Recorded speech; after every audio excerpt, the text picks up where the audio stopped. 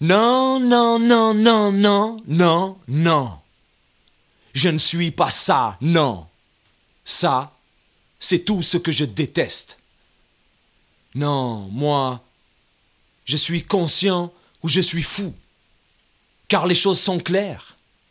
Le marché est riche, les puissances sont grandes, la gloire s'acquiert toujours par la force, et le respect, lui, naît de la crainte ou de l'acquiescement de la plus grande supercherie.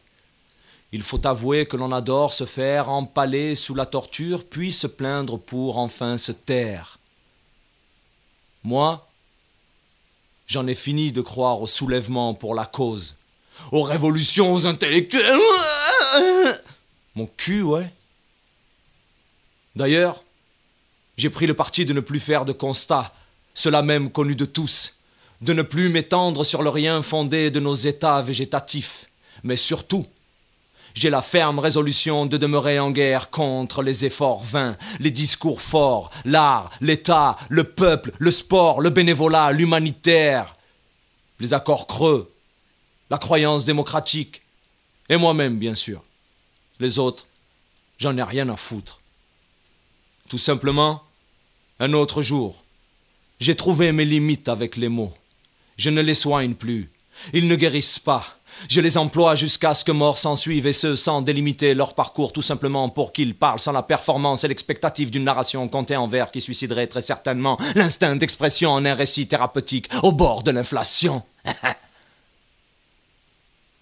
Tout simplement, je me moque de l'éloquence de l'orateur. J'écoute pas les sons ni les assonances, ça ne me séduit pas. Plus clairement, quand les mox n'amènent plus à l'action, j'écoute plus penser personne de peur de choper une infection. Je ne suis pas un marginal, ni même insurgé. Mais depuis que l'évidence n'interpelle plus personne, je suis en guerre contre tout le monde. Je suis là, témoin de mon époque, à encaisser les claques de la médiocrité, les coups de l'affront encore et toujours, les débats de partis, d'intellectuels au service des mêmes mécènes, maîtres de l'info, êtres influents, des suites et des cercles pour des siècles de cycles. Merde! En haut lieu, leur monde tourne autour de nos vies. Nos problèmes seraient-ils réglés par leur intelligence?